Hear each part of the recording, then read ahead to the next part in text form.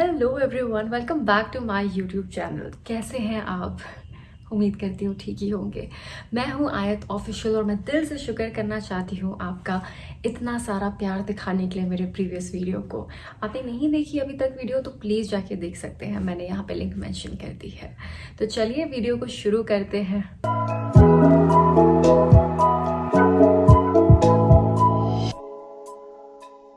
ये वीडियो मैं उन सारी लड़कियों के लिए बनाना चाहती हूँ जो एस्पायर करती है कैबिन क्रू बनना, जिनका मेरी तरह सपना था कि वो भी कैबिन क्रू बने। मैंने भी जब शुरू किया था तो trust me, it was just YouTube videos which I had, जिनकी बदौलत मैं कह सकती हूँ कि मैं कैबिन क्रू बनी। और आज मैं समझती हूँ कि जो कुछ भी एक्सपीरियंसेस मुझे मिला है, मेरा फ़र्ज़ बनता है कि मैं आप सभी के साथ शेयर करूँ।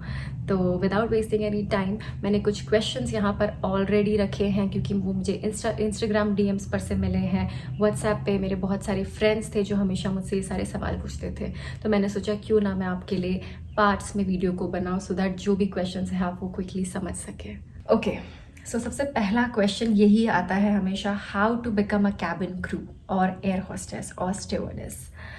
अब मैं आपसे ये जो क्वेश्चंस है उसी को लेकर शुरू करूँगी कि हम ऐसे सीरीज़ में चलते हैं कि इंटरव्यू से पहले का जर्नी क्या है, इंटरव्यू के बाद का जर्नी क्या है, और उसके बाद ट्रेनिंग प्रोसेस, और उसके बाद आपकी जॉब।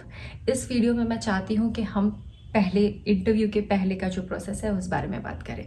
बहुत सारी यंग गर्ल्स मुझे हमेशा मैसेज करती हैं कि what to do after 10th standard, यानी कि जब वो अपनी 10th में होती है तब उन्हें लगता है कि अगर मुझे एयर होस्टेस बनना है कल, तो मैं अभी क्या चीज़ें करूँ जिससे मैं बन सकती हूँ। उसके बाद दूसरा सवाल है कि which subject to take during 11th and 12th। मैं ये दोनों क्वेश्चन को यहाँ पे इसलिए मर्ज करना चाहती हूँ क्योंकि स्टडीज़, यानी कि अगर आप किसी भी एयरलाइंस का क्राइटेरिया पढ़ने जाएंगे तो वो हमेशा ये मेंशन करते हैं कि आपका मिनिमम क्वालिफिकेशन 10+2 होना चाहिए, यानी कि आप 10th स्टैंडर्ड पास कर चुके हैं, यानी कि आपने 12th स्टैंडर्ड भी पास की है। ये मिनिमम रिक्वायरमेंट्स है। उसके बाद अगर आप चाहें तो अपनी डिग्री भी कर सकते हैं, MBA कर सकते हैं, जो चाहे कर सकते हैं, बट मिनिमम क्वालिफिकेशन इज 10+2। अब बात आती है सब्जेक्ट की कि मैं जब 10th स्टैंडर्ड में थी तो मैं कौन सा सब्जेक्ट लूँ। एज सच एविएशन का सब्जेक्ट आप भी जानते हैं कि कोई है नहीं कि आप 10th के बाद तुरंत से ले। आपकी स्ट्रीम्स होती है साइंस, कॉमर्स और आर्ट्स। एविएशन की बात वहाँ पर कहीं नहीं आती, यानी कि यहाँ पर आप अभी भी स्कूल में हो, अभी भी आप कॉलेज में हो, आपने प्रिपरेशन शुरू नहीं की है अपने एविएशन जर्नी की। तो आप चाहे तो साइंस ले सकते हैं, कॉमर्स ले सकते हैं, आर्ट्स ले सकते हैं, क्योंकि एविएशन ऐसा कोई सब्जेक्ट गाइड कभी नहीं करता है। उसका रीज़न मैं आपसे शेयर करती हूँ, क्योंकि एविएशन जैसे जैसे आप समझेंगे, it is a different industry, different concept. तो आपको इन सब्जेक्ट्स को स्कूल में पढ़ने की ज़रूरत नहीं है। आप बस अपना जो भी सब्जेक्ट पढ़ रहे हैं उसे क्लियर कीजिए और उसके बाद I am there to help you. तो हाँ, ये तो आई थिंक क्लियर हो गया है। Subjects, don't you worry, go for science, go for arts, go for commerce, you can still become a cabin crew. इस डिग्री नेसेसरी, मैं यही बोलूँगी कि ये डिग्री की बात जो है सबसे ज़्यादा इम्पॉर्टेंट है इस वीडियो में। क्यों इम्पॉर्टेंट है? क्योंकि अक्सर हमें लगता है कैबिन क्रू एक करियर है, यानी कि ये बनने के बाद आपकी लाइफ सॉर्टेड हो गई है। लेकिन आपने कभी सोचा है कि अगर मैंने सिर्फ 12th पास की है और मेरे पास एक सर्टन अमाउंट ऑफ डिग्री नहीं है, मैं पोस्ट ग्रेजुएट, ग्रेजुएट कुछ भी नहीं हूँ, गॉड फॉरबिड अगर मेरी जॉब चली जाती है, उस सिनेरियो में मैं क्या करूँगी? वर्स्ट केस सिनेरियो क्या है? अगर कंपनी मुझे मेरी जॉब से निकाल देती है तो मैं ऐसा क्या काम कर सकती हूँ जो एक्चुअली मुझे पैसे और इनकम और stability they. So for that one reason मैं सारी यंग गर्ल्स को हमेशा मोटिवेट करती हूँ कि प्लीज़ अपनी डिग्री कंप्लीट कर लो, यानी कि आपके पास एक स्ट्रॉन्ग स्टेबिलिटी होनी चाहिए अपनी पढ़ाई को लेकर, कि कल को आप अगर किसी जॉब से खुद निकलना चाहते हो या निकाले जाते हो, आपके पास अपनी डिग्री है जिसकी बदौलत पे आप कुछ दूसरा कर सकते हो। So yes, I would still emphasise more on degree, लेकिन अगर आपको बहुत जल्दी है कि नहीं मुझे 10+2 के बाद ही करना है, आप फिर भी ज्वाइन कर सकते हो। Aviation will welcome you with open arms. Moving on with our next question, taking extra classes for training is needed और नॉट। यानी कि आपने बहुत ज़्यादा फेमस ब्रांड्स को सुना होगा कि बहुत सारी एविएशन स्कूल्स हैं, इंस्टीट्यूट्स हैं, क्या उसकी हमें ज़रूरत है to become a cabin crew? यहाँ पे मैं आपको थोड़ा सा डिटेल में बताना चाहती हूँ कि एविएशन यानी कि कैबिन क्रू, ग्राउंड स्टाफ और ये सारी जो डिपार्टमेंट्स हैं, ये काफ़ी अलग हैं। लेकिन to become a pilot it is a different thing. So of course अगर आपको पायलट बनना है तो आप अपनी 10+2 कंप्लीट करने के बाद किसी फ्लाइंग स्कूल में ज़रूर ज्वाइन करना चाहोगे। लेकिन अगर आपको कैबिन क्रू या फिर ग्राउंड स्टाफ या फिर और बाकी सारे डिपार्टमेंट्स में ज्वाइन करना है तो ज़रूरी नहीं है, क्योंकि एज सच आपको एक एरोप्लेन खुद नहीं फ्लाई करना है। तो अब बात आती है कि हम वो ट्रेनिंग स्कूल्स क्यों जाएं। अगर आप अंडर कॉन्फिडेंट फील करते हैं कि इंग्लिश उतनी अच्छी नहीं है, या फिर आपको पब्लिक स्पीकिंग से डर लगता है, या फिर जस्ट आपका overall self esteem is low, self confidence is low, बहुत सारी चीज़ें होती है। कुछ लोग शाय होते हैं, कुछ लोग इंट्रोवर्ट होते हैं, but still they want to become cabin crew. तो ऐसे सिनेरियोज में लोग अक्सर ट्रेनिंग स्कूल्स का सपोर्ट लेते हैं। बट ये ट्रेंड सेट कर दिया गया था कि आपको ट्रेनिंग स्कूल जाना चाहिए to become a cabin crew, और ये ब्रांड्स का प्रमोशन इस तरह से होता था दैट वी एज समवन, जब अगर मुझे भी नहीं पता था तो एक टाइम था मेरी भी कॉलेज में एविएशन स्कूल आई थी जो कह रही थी कि आप हमारे इंस्टीट्यूट ज्वाइन कीजिए, हम आपको ट्रेन करेंगे और आपको जॉब सिक्योर मिल जाएगी। लेकिन उनका टर्म्स और कंडीशंस अगर आप जाके पढ़ोगे तो कोई भी आपको इंस्टीट्यूट कभी प्रॉमिस ही नहीं करेगी कि वो आपको एक सिक्योर जॉब दिलवा सकती है। सो इन दिस सिनेरियो ये क्लियर हो जाता है कि आपको अपने मेरिट पे अपना इंटरव्यू खुद से क्लियर करना है। आपके कोई कॉन्टैक्ट्स, कोई रेफरेंस कुछ हेल्प नहीं कर सकता है। It is just you in your interview session. तो अब बात ये होती है कि ट्रेनिंग स्कूल हम करें या ना करें।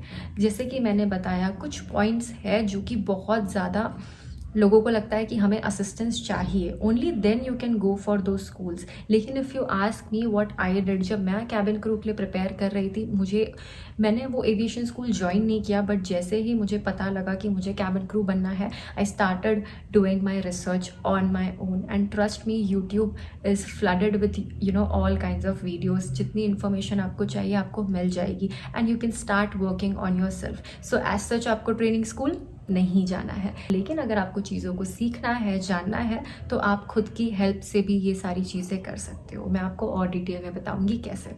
What are the skills needed to become air hostess? बहुत सारे सवाल मैं इसी क्वेश्चन के अंडर रखना चाहती हूँ कि लोग पूछते हैं कि गुड लुक्स इम्पॉर्टेंट है, अच्छी हाइट होनी चाहिए, आपकी फेयर स्किन टोन होनी चाहिए।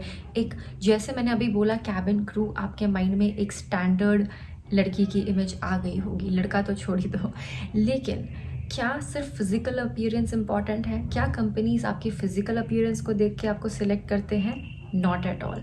वो फिजिकल अपीयरेंस सिर्फ एक क्राइटेरिया होता है आपके इंटरव्यू के पहले राउंड को क्लियर करने का, बट उतना ही ज़्यादा सॉफ्ट स्किल्स इंपॉर्टेंट है। आई थिंक उससे कहीं ज़्यादा सॉफ्ट स्किल्स इंपॉर्टेंट है, क्योंकि फिजिकली शायद आप सबसे सुंदर दुनिया के स्टैंडर्ड्स के हिसाब से दिख रहे होंगे, लेकिन अगर आपकी सॉफ्ट स्किल्स उतनी अच्छी नहीं है तब क्या होगा?